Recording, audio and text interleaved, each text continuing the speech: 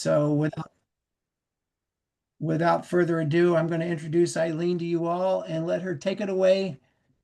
Eileen. Um, Thank you, Andy. Thank you all for zooming in this afternoon. Um, it's not so magnanimous that I offered to do this. Amherst Neighbors was very helpful to me when I had my hip replaced and drove me to all kinds of doctors. And I felt like I should return something. And I'm not good at driving people, and many of the suggested roles. So someone said to me, "You teach writing. Why don't you try that?" So here I am. Um, so my name is Eileen Kennedy, and I publish under Eileen P. Kennedy because Eileen Kennedy is a common Irish name. And when you Google Eileen Kennedy, you get 8 people. When you Google Eileen P. Kennedy, you get me and my books. Mhm. So Andy did a good job of introducing Larry, Larry, sorry. that's okay. Sorry, Larry. And I published 3 books, a textbook, a poetry collection, a poetry memoir, which I'm going to be sharing with you today a little bit. And I have a book of echo poetry about the environmental crisis coming out from Shanty Arts called Dread and Splendor, Paintings and Poems for a New Earth. And that will be in early 2026. Carolina, could you start the PowerPoint? You're going to see the PowerPoint now, and we'll return when we want to interact again. But I want to talk a little about memoir and what we'll be doing. If you can move on to the next slide and the next slide, the third slide, Carolina. Yeah. Can you move to the next slide?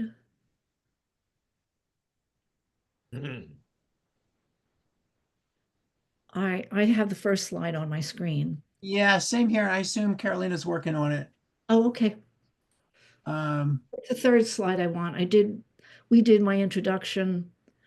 We know what the workshop is about, so I wanted to go to third, which is introduction to the Yeah, workshop. that's the one that I'm seeing on my screen, unless you're not seeing my screen. Are you all seeing my screen? we're seeing what it says is Writing Your Story, a workshop in memoir by Eileen P. Kennedy. It's the first slide of the PowerPoint. It hasn't moved from that. Hmm. Okay, let me share my screen again. Let's do that. There. Okay, now it's moved to why write memoirs. And that's a little further. This is it. Perfect. Can everybody Perfect. see introduction to memoir? Yes? Yes. Good. Okay, so what is a memoir? It's not a biography, a story written about a person by someone else, or an autobiography, a factual, chronological, well-researched story of a person's life from start to finish, usually told in sequence, and it's usually somebody famous. A memoir, from the French memory, is something written to be kept in mind. It curates personal experiences such as coming of age, grief, self-discovery, and is more emotionally based than an autobiography, which is more kind of factual. It does not have to be told in sequence, and it does not encompass a whole life. Okay. So we missed a slide. It's just a Maya Angelou quote. She's one of my favorite writers. There is no greater agony than bearing an untold story inside you. Whether you want to write down your story for yourself, your family, or you want to try to publish your story with a traditional publisher or self-publish, there will be something here today to move you forward. If I could have the next slide, Carolina, types of memoir. The screen share just left us, so we see each other. There we go. Are types of memoir. Memoirs can be coming of age, incidents that shaped a life, grief. I have a grief memoir that I'm going to share with you today. Self-discovery, mortality, a story set in history, a relationship, There are memoirs about abuse stories, just to name a few topics, and it can be other things as you're going to see today as I share some memoirs. Memoirs are usually traditionally creative nonfiction, but can be told in the form of an adult novel, young adult novel, children's book, poetry, short story, micro memoir, or an essay. Those are just some of the formats. Could I have the next slide, Carolina? Why write memoirs? Writing a personal narrative is a way to remember and process our own life experiences. It helps us understand the significant events of our lives that help shape who we are. Writing our stories down can be a source of comfort and healing, a space to reflect on our past and make sense of our present. Memoirs offer a creative outlet for exploring our thoughts, feelings, and memories. Carolina, could I have the next slide? Some examples of memoir. Okay, so this is where I'm going to read to you some samples of memoirs. The first one is from Michelle Obama, called Becoming. It was on the New York Times bestseller list. It's very well known. And I just want to mention that if you want to get a memoir published, being First Lady is very helpful. The publishers will be very interested in that. Okay, so this is Michelle Obama's Becoming. When I was a kid, my aspirations were simple. I wanted a dog. I wanted a house that had stairs in it, 2 floors for one family. I wanted, for some reason, a 4-door station wagon instead of the 2-door Buick that was my father's pride and joy. I used to tell people that when I grew up, I was going to be a pediatrician. Why? Because I loved being around little kids, and I quickly learned that it was a pleasing answer for adults to hear. Oh, a doctor. What a good choice. In those days, I wore pigtails and bossed my older brother around and managed always, and no matter what, to get at A's in school. I was ambitious, though I didn't know exactly what I was shooting for. Now I think it's one of the most useless questions an adult can ask a child. What do you want to be when you grow up? As if growing up is finite, as if at some point you become something and that's the end. And there came her title, Becoming. So that's one example. And that's creative nonfiction. I'll give you another example of a famous one. This is by one of my favorite authors, Maya Angelou. It's Singing and Swinging and Getting Merry Like Christmas.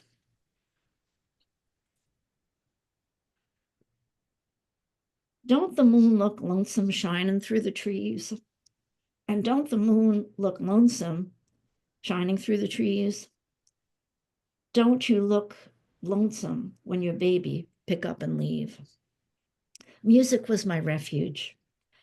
I could crawl into the spaces between the notes and curl my back to loneliness. In my rented room, cooking privileges down the hall, I would play a record, then put my arms around my shoulders of the song. As we danced together, I would muzzle into its neck, kissing the skin and rubbing its cheek with my own. The Melrose Record Shop on Fillmore was a center for music, musicians, music lover, and record collectors. Blasts from its loudspeaker poured out on the street with all the insistence of a false mourner at a graveside. Along one wall of its dark interior, stalls were arranged like open telephone booths. Customers stood playing their selections on turntables and listening through earphones. I had 2 hours between jobs. Occasionally, I went to the library or, if the hours coincided, to a free dance class at the YWCA. But most often, I directed myself to the melodious Melrose Record Store, where I could wallow, writing in music. So that's, again, a creative nonfiction, traditional, by a well-known author. The third one is my own. It's from my book, Touch My Head Softly, which was a grief memoir I did in poetry about a partner of mine who died of Alzheimer's in 2010. And it took me about 10 years to write it, so it was out in 2021. But I'm going to read you the first poem, which kind of outlines what the story's about.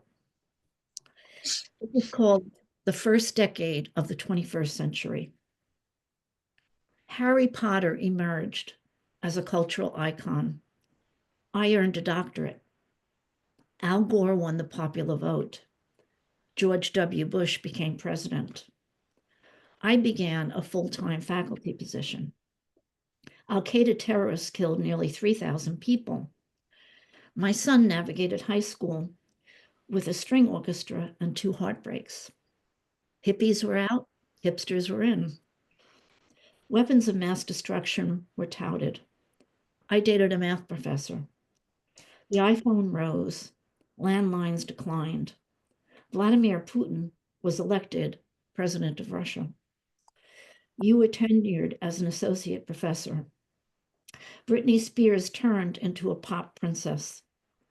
The Treasury Department bailed out the banks with $700 billion. My son traversed college in Montreal. Daniel Ortega was again elected president of Nicaragua. We looked at houses in Mexico. Soap operas tanked. You were diagnosed with early onset Alzheimer's. Torture porn thrived with the Texas Chainsaw Massacre. And Carolina, could you do me a favor and mute and hit the mute for everybody? yeah, could everyone mute? Thank you. We went to couples therapy. Greenhouse gas emissions skyrocketed. You underwent unsuccessful alternate therapies. Barack Obama was elected the first Black president. My son moved to Ireland. We went to visit. Life ended on Lost. You died of Alzheimer's. Like wash this stuff. Oh. I already did for the bird. Could you all mute, please? Because I'm still hearing some voices. Okay, the next one is a novel.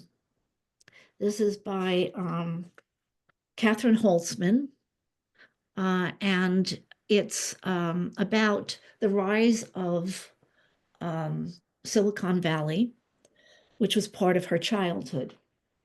I'll read you a little from that. She is Harriet Jackson, and she also mentions a friend of hers who becomes a very big executive in Silicon Valley eventually. On a cloudless Sunday afternoon in May 1962, Harriet Jackson rode her brother's battered blue Schwinn bicycle along Mariani Avenue, alert for passing cars. She inhaled the delicate spring scent of newly budding manzanilla blooms, delighted that her mother had sent her to the store for a quart of milk. As she pedaled, she sang Johnny Angel, mouthing the words as sung on her favorite 45 by Shelley Fabre. Harriet let the breeze carry the lead, but provided the chorus's echo under her breath. The popular song complemented the sense of possibility in the crisp morning air. The rotation of her bike tires provided the backbeat. Together we will see how lovely heaven will be. She tilted the bike automatically into a left turn at the Shell gas station on the corner of Foothill Boulevard, pausing for a bright red Mustang about to pull away from the gas pump. Boom! A roar as loud as her father's F-95 Panther breaking the sound barrier filled the air. An explosion followed by a sharp crack, a lightning bolt announcing an arriving thunderstorm despite the tranquil blue of the stormless California sky. In only seconds, flames consumed the gas station's underground storage tank, engulfing an idling Mustang in a ball of fire. An enormous plume of black smoke shot high into the sky. The flash silenced her song. Harriet fled the flames, pedaling with all her might her skinny 10-year-old legs could provide. She raced back down Mariani Avenue, abandoning her chores and heading for the safety of home. The houses and yards she passed dissolved into a colorless blue. She did not notice her neighbor, Bobby Hopkins, watching from his bedroom window. She turned into her driveway, tossed her brother's bike to the pavement, and tugged at the locked front door, pounding with her fists.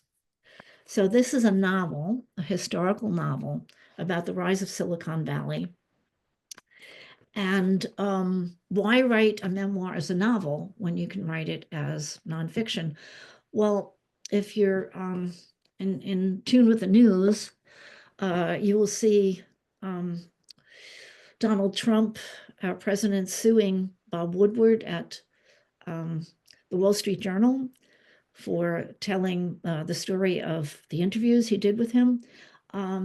I have attended memoir classes. I've never done a nonfiction memoir, but suing is possible.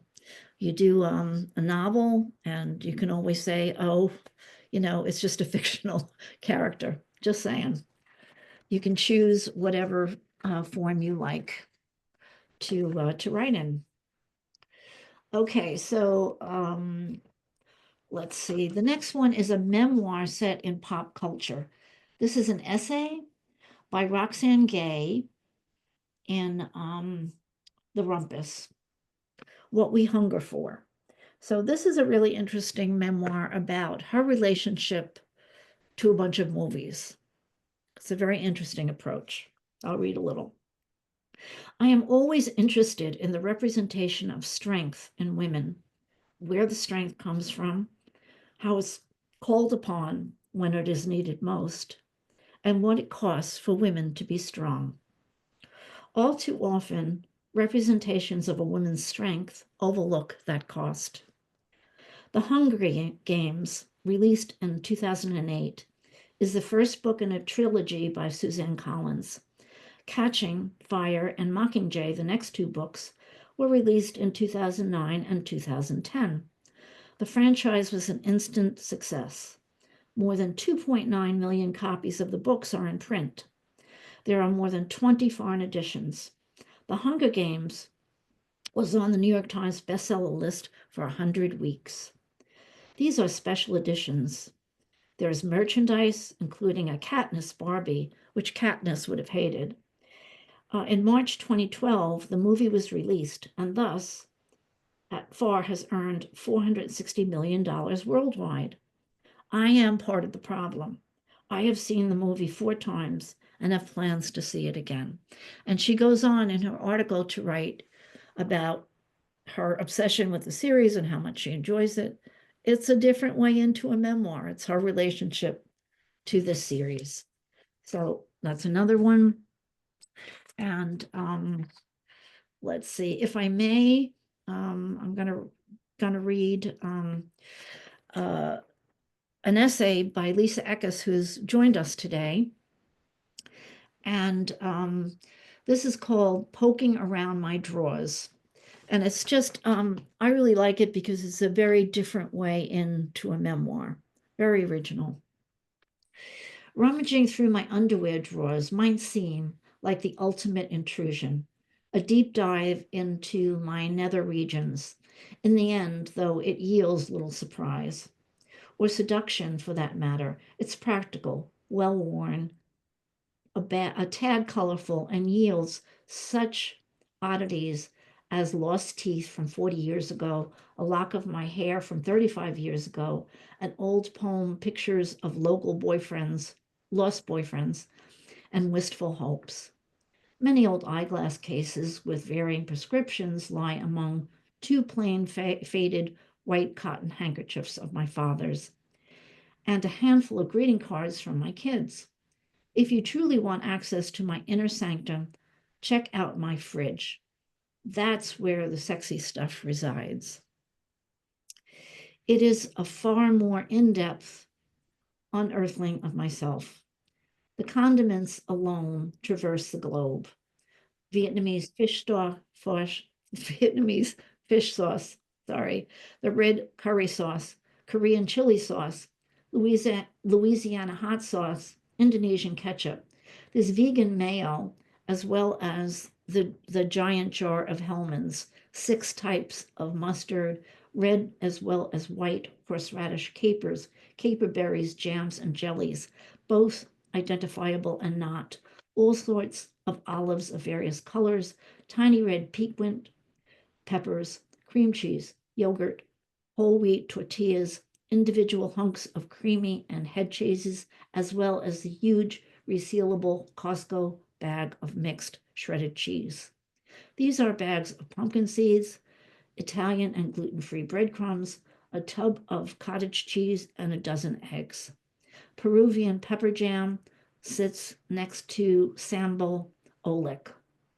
Containers of white and red miso paste lean against jars of better than bouillon vegetable, chicken, and meat stock bases. The 4 deep metal open bins resting on the bottom of the fridge are labeled cheese, meat, vegetables. There are 2 for veggies. The contents rotate, but are always overflowing. Red cabbage, kale, arugula, mixed salad greens, cukes, radishes, scallions, aka green onions, a bag of multicolored mini peppers, often a few heads of broccoli or cauliflower to be roasted. The in-season asparagus never makes it to the fridge. They are countertop with their bottoms in water to keep them crisp. There's a rasher or 2 of bacon always in the meat drawer for infrequent but at the ready cooking up. Sometimes half a pound of sliced turkey or ham for impromptu sandwiches, as I'm expecting weekend guests. Perhaps there are remnants of last night's meal, sealed in our now forbidden dangerous plastic containers.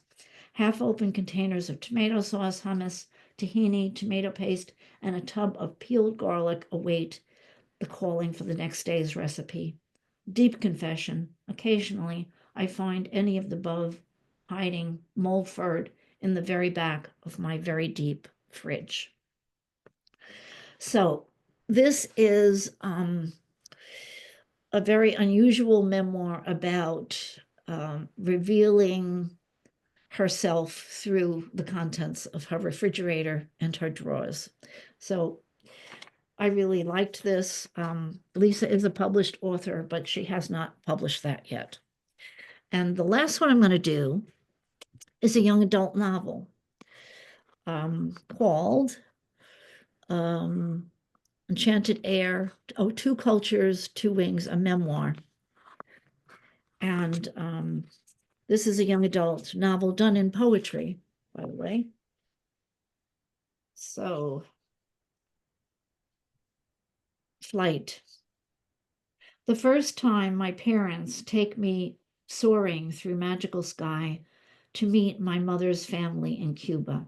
I am so little that I can hardly speak to my island relatives, my abuelita, my old grandma who still loves to dance, and her ancient mama, my great-grandma, who still loves to garden, working just as hard as any strong young man. Already, this island is beginning to seem like a fairy tale kingdom where ordinary people do impossible things. Okay, so that gives you an idea of some different ideas about how to approach a memoir. Could I have the next slide, Carolina? Yeah, I don't want to dwell a lot on story structure today, but I'd be remiss if I didn't mention it. So I'm going to give you a Japanese form. I like Japanese forms. I'm currently running something in the form of a haibun, which is a Japanese form of narrative with a haiku, a poem at the end. So this is Kisho Tenketsu.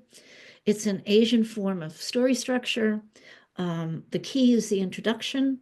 The show is the development. The 10 is the twist. And the ketsu is the conclusion. Could I have the next slide, Carolina? Okay, this is it's a little analysis of what a Kisho Tenketsu would look like in a short piece, a short memoir. The first snow of the year. It is January in Brooklyn, and I'm walking down the street with earbuds in, fidgeting with a clump of snow between my gloves. That's the introduction. A man directs some comment at me, and I tense instinctively. Sorry, I respond, thinking of everything old men say to teenage girls on sidewalks. That's the development. He points to my hands, and I look down surprised. A perfect snowball. So round, he murmurs. Good job. That's the twist. She wasn't expecting that, and neither were you. I smile, equal parts relieved and joyful, and keep walking. In a few hours, that will be a grimy slush. But for now, it's flurrying softly. The city feels quiet, beautiful, kind. That's the conclusion. This is written by a 16-year-old at Millennium High School, Cora Anderson. So, let's see. Can I have the next slide, Carolina? Okay, now it's your turn. You come to a writing workshop, so I hope you're looking forward to writing.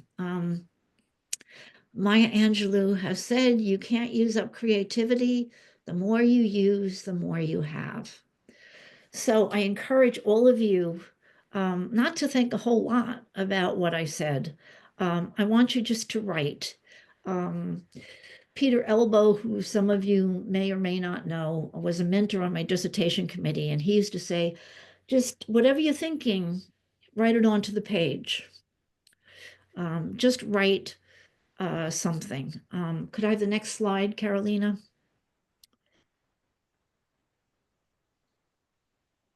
Okay. So I'm going to give you some places to start. You don't have to use any of these. And I want to reassure you that at the end of this, I will ask if anyone wants to share. There's no obligation to share. You don't need to share.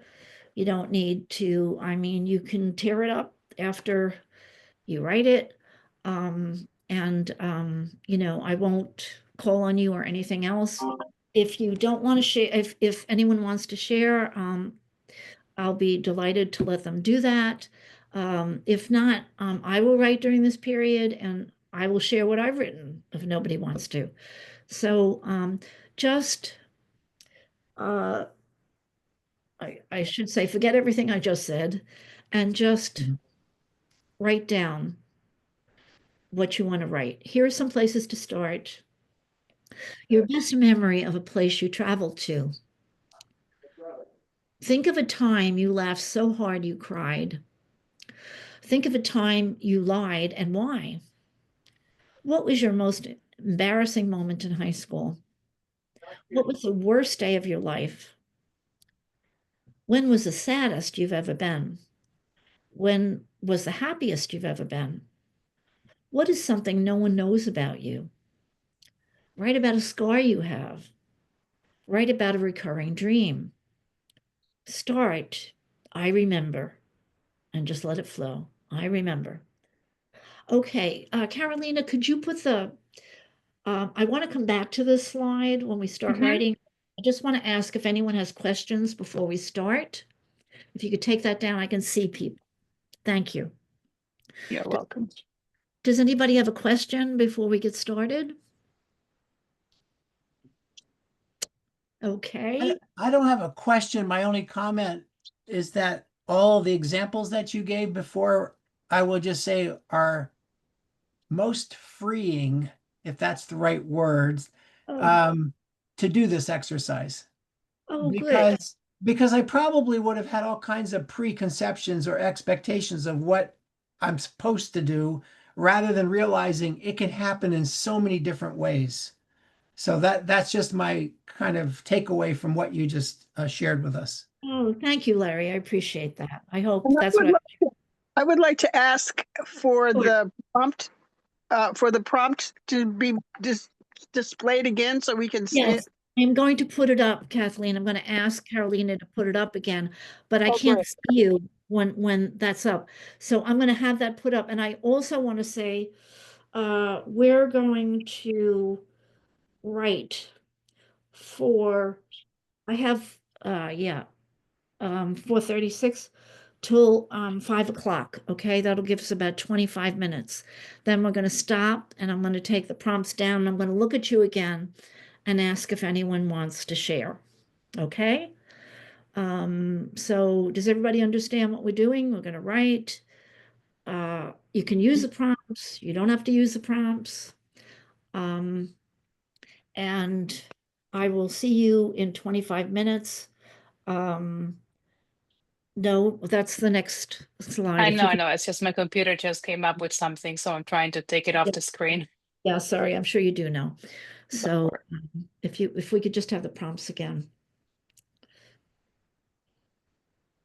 So we can go in a lot of different directions. The prompts are just open-ended possibilities, or if there's something that somebody just has an instinct they want to write about, just go there. Right, Okay. right. And this is kind of like a art drawing project where we all need the latitude to know that, there's no right or wrong. There's no awards or stars being looked for here. Absolutely. Absolutely. This is an opportunity to express. Right. And you do, again, you don't have to share if you don't want to. You don't have to let anyone read it. Just, get down your thoughts. And we're going to finish with some things you might do with it, but that's at the end. Right now, just think about writing. There they are. Can everyone see the prompts now? Yeah. Okay. And I'm going to mute. Oh, I'm going to give you 5 minutes at 5, a 5-minute warning at 5 to 4. And then we're going to all come back together. Okay. And I'm going to,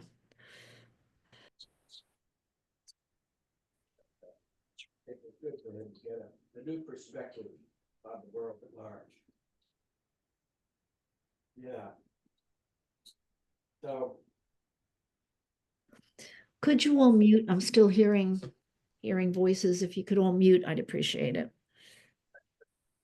absolutely, they have cousins out there, so I guess that makes cousins who are sort of. Yeah, unfortunately, there's somebody that doesn't hear Yeah, what and we're I keep muting discussing. everybody and it keeps coming back, so I'm not sure. Huh. Got my great granddaughter from Tiffany's daughter. Yeah, well, she and Phoebe. Oh boy. Can you see who's doing that? If No, you because apparently they don't have their video on. Why did you just mute at your own machine in your own home? well, that's what we're trying to have happen. So we're saying peace with Tiffany. Tiffany is, Zoe's daughter, and she's with. John We- Rosenthal. Yeah, they don't have their video on, so I can't find it. Their I name is think there. it's You can talk to them and ask them to turn off their microphone. Really close. I think it's Robert. Okay, and if it isn't, if they can't hear, then maybe we disconnect them. Because if they're not listening, they might not hear. Just turn it off at your own machine.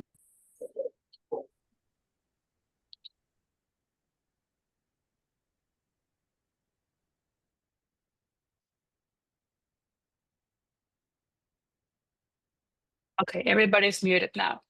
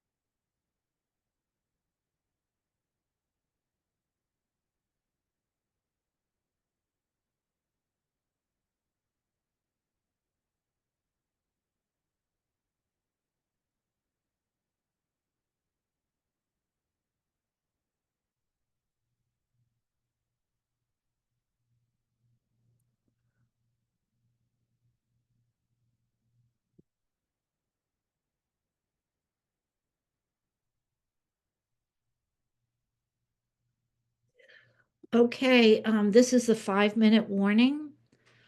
So kind of finish off what you're doing, and we're going to come back together in 5 minutes.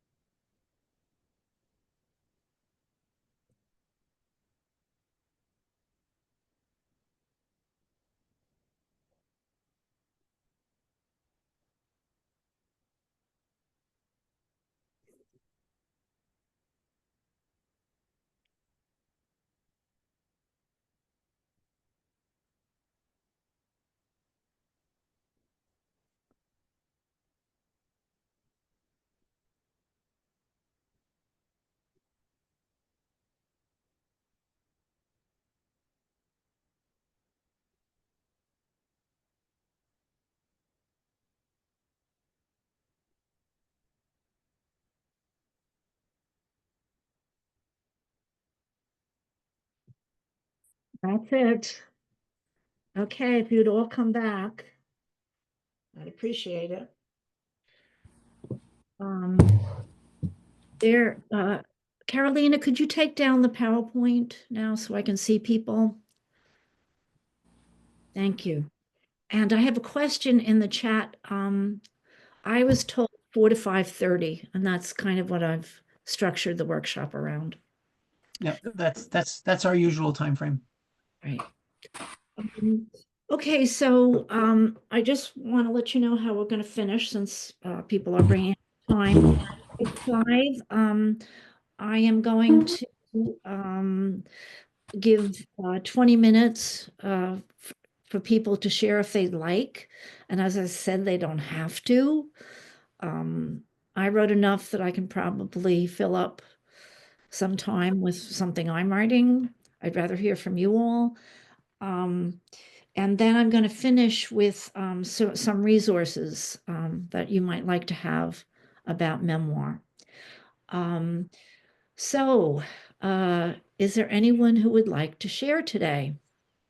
Just raise your hand. Lisa. Okay, let's hear from Lisa and then Pat. Thank you. Thank you. I once started a staff retreat by asking everyone to share something that no one knew about them. I always wanted to be a Broadway singer and dancer, I told them. These 9 folks had worked for me from a half a day, a brand newbie, and the longest employee for 5 years. Although I shared some of my life with the staff, it was always stories about my time at various publishing houses, author stories, and publishing experiences. I use current work situations and challenges as teaching lessons. I was a pretty serious boss, feeling I had an obligation to teach, mentor, and lead these all young people forward in their careers. So when I announced my hidden but joyous desire to be good enough to perform on Broadway, I was met with dumbfounded stares and a few open mouths. I loved Broadway, I told them. My parents would take my 2 sisters and me to see musicals in Manhattan at least twice a year. We lived a 40-minute car ride north of the city in Tarrytown, aka Westchester County. I had lived in North Tarrytown, now renamed Sleepy Hollow, since I was 4, and at 13 we moved 3 miles north to Tarrytown. The only reason my parents didn't move further away was we had all thrown a fit about not wanting to leave our friends. It was a major, well-orchestrated, very vigorous tantrum. We gave them no choice. The thing about Broadway shows was that they transported me. I was lost in the century-old Brigadoon fog, the cornfields as high as an elephant's eye, and the perfect pitches and high kicks of prancing, dancing stars. I was in love, and all I wished to be was up on that stage. That I and the rest of my family was totally tone deaf and couldn't hold a note to save our lives meant nothing. In my transported world, I could sing, I could dance, I could go anywhere I wanted. Nice. Thank you, Lisa. We don't have time to comment. I just want to say funny and delightful. Thank you. Thanks for letting me share. Sure. And I have, Carolina, I have a note from Barbara P. She wants to share, but she's having trouble unmuting. So we're going to hear from Pat next, I think. And Yeah. then I think Barbara volunteered third. So maybe you could help her unmute when her time. Oh, there she is. Good. Pat, would you like to share? Sure, thank you. We took a road trip to Montana, stopping for stays in 4 key states: Wyoming, South and North Dakota, and ultimately Montana. For me, it was a reprise of the first cross-country trip out west that I took with Katie and Bill in 1969. But this trip was in 2025, 54 years later. I am now 80 plus 1. This time I traveled with Paul, my partner of 41 years. How different. Paul had never before been to the West, and he'd never taken a road trip, really. You know, the kind of trip where the travel, the trip, the driving itself is just as important as the destination. So much fun road trips. I love the cooler filled with ice and food, sparkling water, mayonnaise, and relish. I loved making my mother's tuna fish sandwiches. I loved having all my clothes in 2 small bags and my blankets ready at hand, his fishing rod, and easy access. I love the rest stops, the welcome to this state rest stop, the truck stops that now have showers along with their meat and mashed potato specials, and the Mickey D's. And speaking of love, did you know there's a rest stop chain called Love? And a rest stop in South Dakota that has wine tastings? We went to 4 national parks: Glacier, Teddy Roosevelt, Yellowstone, and Grand Teton. We made love in several scrumptious Airbnbs. The one in Blackfoot territory was my favorite, the one with 2 clawfoot bathtubs. I read and wrote. Paul fished. Together we shared the kind of awe and wonder we had not experienced in many years, maybe even decades. Awe of the natural world, of the material world, wonder at the other humans sitting next to us in Pearl 2.0, my beloved Lexus SUV. The Pine Ridge Reservation was my favorite spot. The rainbow trout, Paul's favorite catch. Our time together, our own little miracle. It is said that what you've had, you can never lose. May it be written so upon our hearts. Very cool. Thank you, Pat. You had me at road trip. I love I love road trips. I love stories about them. Barbara P. has volunteered. She's having technical difficulties. I think we can hear her, but she may not be able to put her picture up. Yeah. So, Barbara, would you like to go? Sure. I'm trying to do the video, but I can't figure out how to get the video on. Mine is a different approach. Yours all are very lovely and stuff. Mine's a little more dark. So I just kind of wanted to share some feelings that I've had.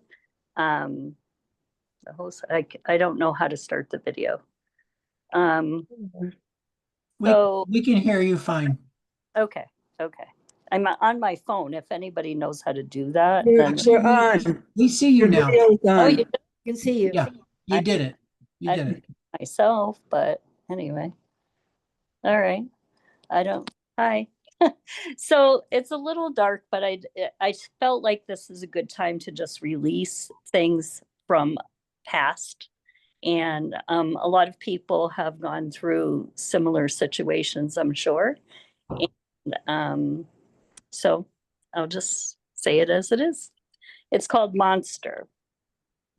I remember seeing my phone display light up as it was nicely tucked away for the evening. It made me a bit nervous as I had an idea just who it could be.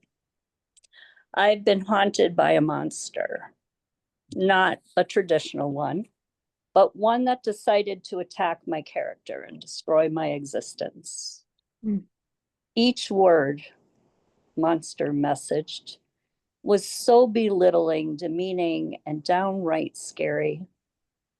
How could I turn off the black noise other than shutting down my phone to the outside world? I was too scared and haunted by many memories of text nightmares.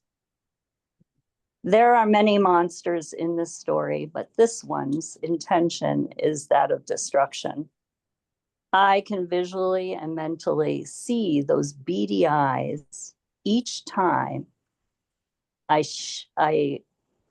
shake holding and reading my phone.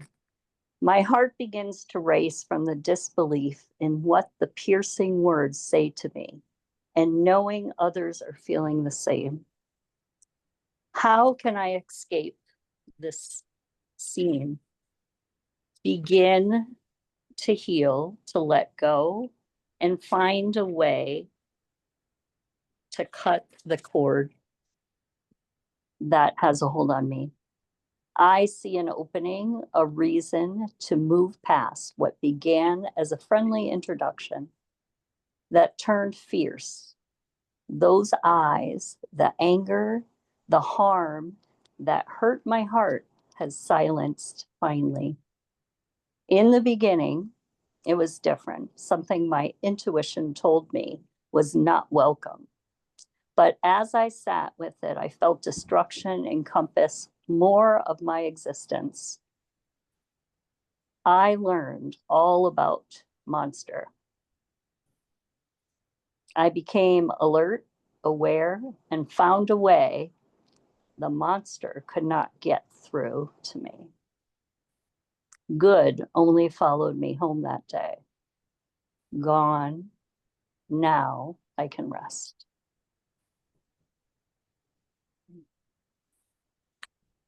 Barbara, I'm glad you brought that up. Certainly, darker Yeah. topics are very appropriate for memoirs, and I'm glad you shared with us and brought that up. There are certainly many very well-written, published memoirs on some darker incidents in life. So thank you. Yeah, usually it's totally opposite for me, but I felt like I needed to release that. So Yeah, that's a very good use of memoir. Yeah. Well, thank you. So I guess that's Ann Holm who has volunteered next. Oh, yes. Sonia. Yes, I have a story. Okay. So Ann and Sonia, you also want to read? Okay. Yeah. Put you in next, but Ann, I think volunteered next. Yes.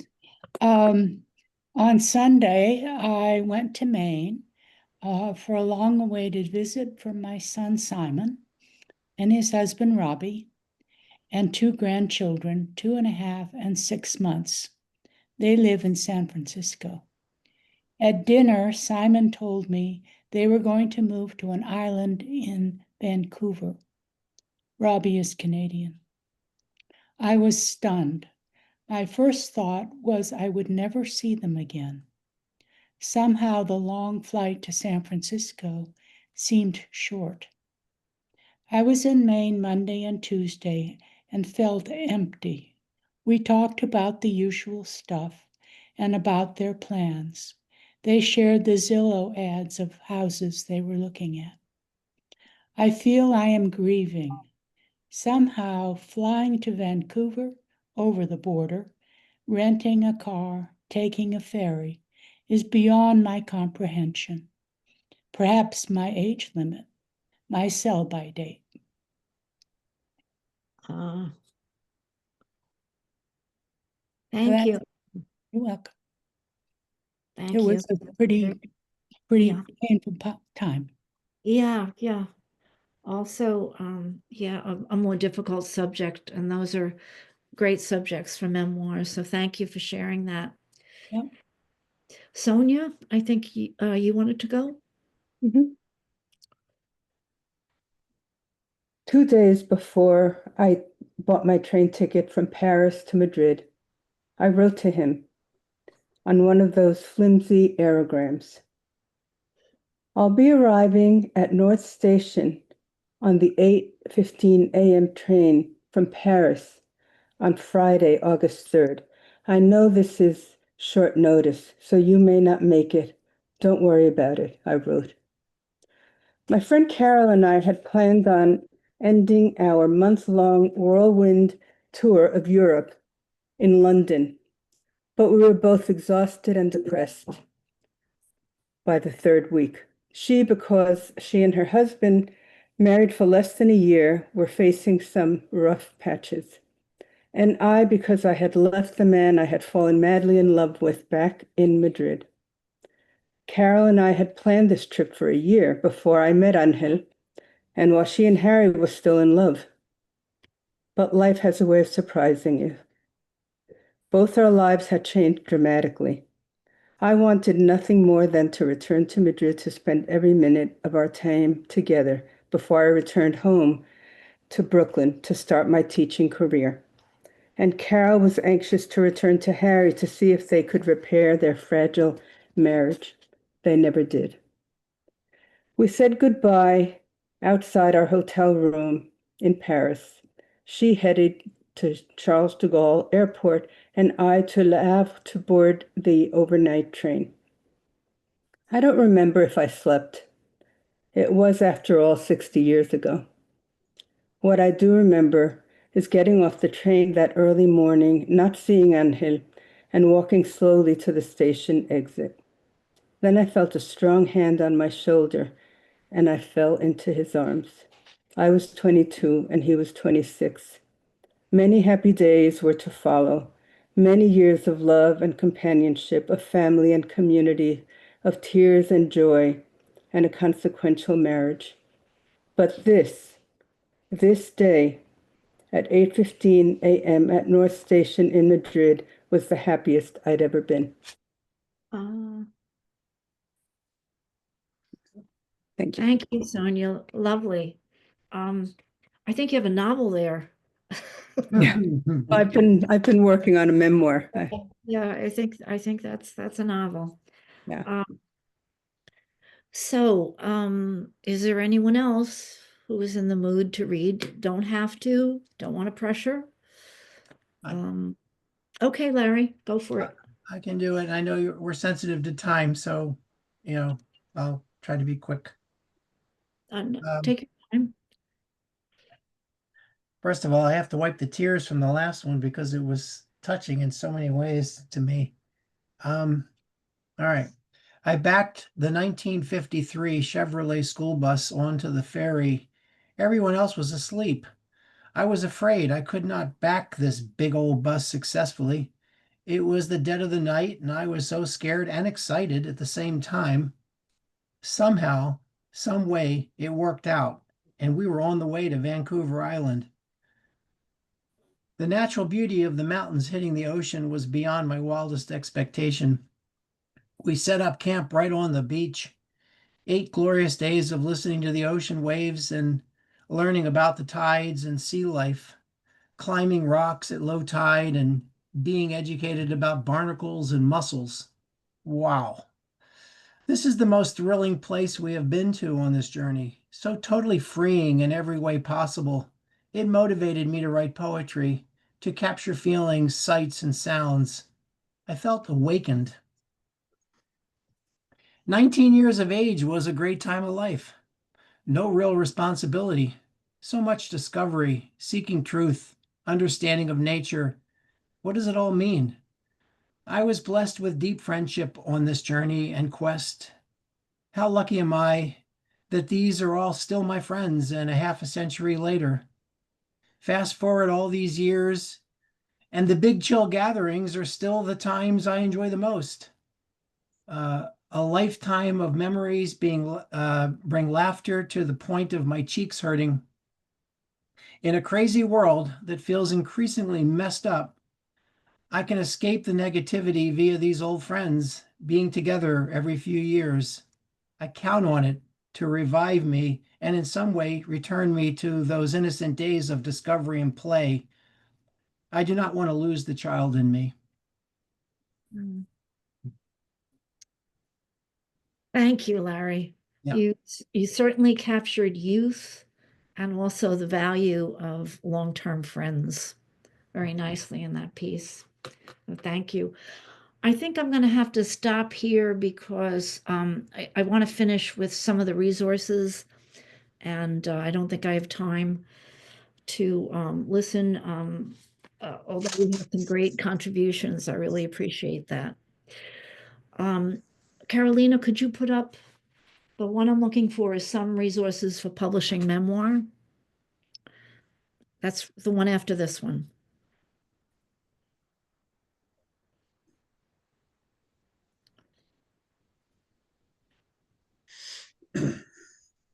Yeah, great, thank you. Okay, so some of you may seriously want to publish a memoir. And that's great. You don't have to, but here are some resources you might appreciate. The first one is 12 Agents Looking for Memoir. These are agents who will, you know, you can approach with unsolicited manuscripts, and they are looking for memoirs. There's a list of 15 memoir publishers who accept, again, unsolicited manuscripts without an agent. There's a memoir publishing directory, who knew? That's online. There's 136 international memoir publishers accepting unsolicited manuscripts, especially if your manuscript is international. I'm writing something that's international, so that might work for you. There are memoir magazines. As we said, people write short pieces, write essays. I read you some of them. So there is a memoir magazine, and then there are 10 memoir magazines. So those are all, if you're serious about publishing with traditional publishers, those are some leads for you. Could I have the next slide? Carolina? Yeah, it's up. It's also, a lot of people self-publish now, and I've never done that, but I have had some very good experiences told to me by friends, by people I knew. So you can also just, if you're interested in just writing your story, your family history, and maybe making 10 copies and passing them out for Christmas, that's fine too.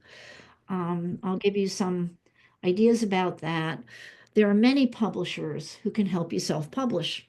If you Google, you'll see all kinds of people. You can find many on the internet. They vary largely in quality and authenticity.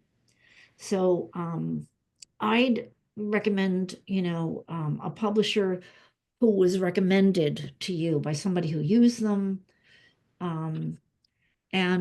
So all of again, this isn't my experience. I've had traditional publishers, but all of these 4 self-publishers were recommended to me by people who had good experiences with them. One of them is, 2 of them are local. One is in Florence, Collective Copies. They have 2 actually several publishing imprints. They have Levelers Press. They have Off the Common Books. Collective Copies, you can, as a matter of fact, I just dealt with them. I had something I wanted run off for a reading I'm doing next weekend. And they're very good at that. They're reasonable. But you can also approach them with a book manuscript. I had a friend published with Off the Common Books. They used to be in Amherst, so they were Off the Common. Now they're in Florence. Anyway, they're a form of assisted self-publishing. They'll really help you. They'll get you, if you have something in raw form, they'll help you to put into a book or into something presentable with a cover. They also, if they take on your project under one of their presses, Levelers Press, Off the Common Books, Hedgerow is a poetry publisher that I know some people have had good success with. And they will provide services for you, like they have a bookstore where they will carry your book, so people will come in and see it. They go to small press conferences and they'll carry your book there. And they have a website where they offer the book and you can buy it on the website. So that's a little bit more than just self-publishing. It's really assisted. And I would recommend them. I've used them, as I say, for just having printed projects. And a friend of mine published a book with them with great success. Another one who's local is the Impress Group of Northampton. They're well regarded. They don't do anything, but they will help you get the book together, but that's all they do. They don't do any marketing for you. And it's the owner is James McDonald, and a friend of mine had a very good experience publishing with him. There is another one that was recommended to me. It's called Ex Libris. They give publishing and marketing support. They'll publish the book for you. And somebody I know used them and liked them. And the last one is Self-Pub Made Simple. April Cox, who's an author herself, runs it. And she will, if you need a book cover design, for instance, she'll recommend someone for that.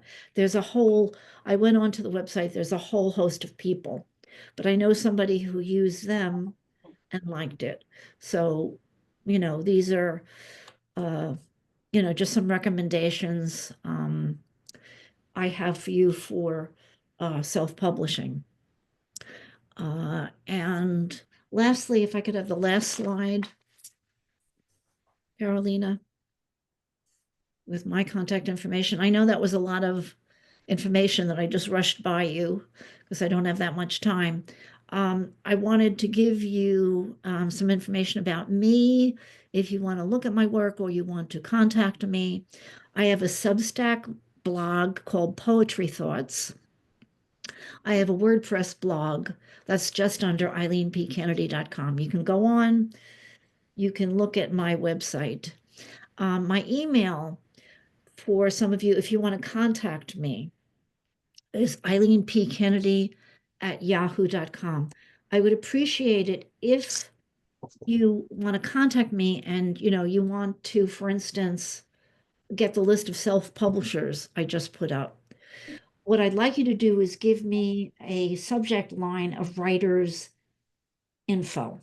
That will tell me that you took the workshop and you want some information from the workshop. I will try to get back to you. I've got a book coming out. It's really getting hot. I just got the proofs, so I'm really busy, but send it to me. I will get to you eventually. And thank you, Barbara. I'm glad you thought it was informational. Those and my books are Touch My Head Softly at Finishing Line Press, Banshees at Flutter Press, and the one that's coming up is Dread and Splendor, Paintings and Poems for a New Earth from Shanty Arts. And those are also on my website.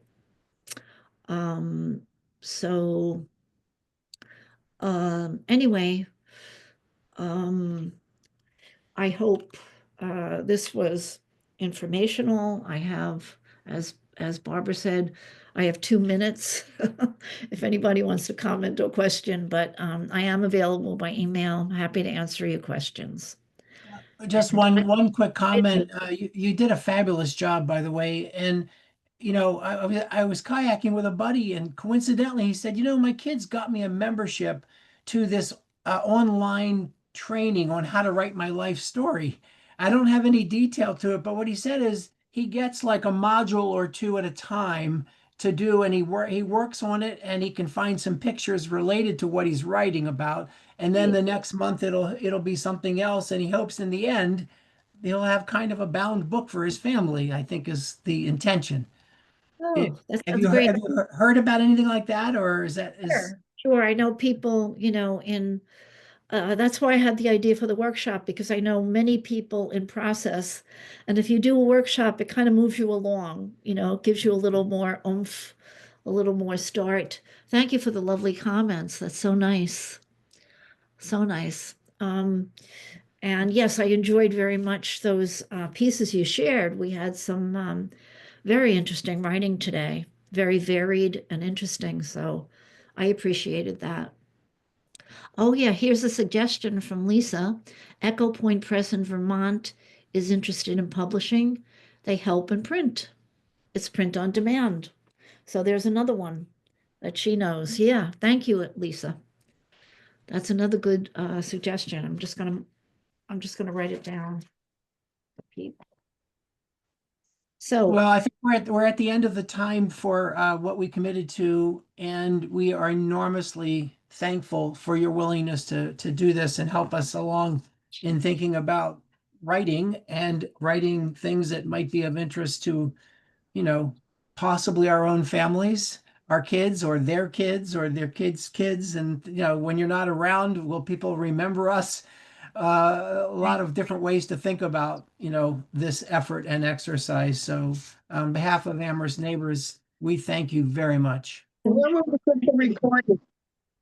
I enjoyed it very much. Thank you, Larry. And Yeah. thank you, Where- Katrina, for all your help. Get the recording. Yeah, And thank- the recording will be on the YouTube, on the Amherst Neighbors recording site. There are YouTube videos of many of our presentations for anybody that wants to share it with, or review it or share it with others that didn't get to this program. So, Thank you. and we want you all to have a wonderful evening. Stay cool, and thank you so Thanks, much. Eileen. Thank you. Thank you, Thank you very Eileen. Thank you, Eileen. That Thanks. was wonderful. Thank Thank you. you all for coming. Thank you. Nice to be with everyone.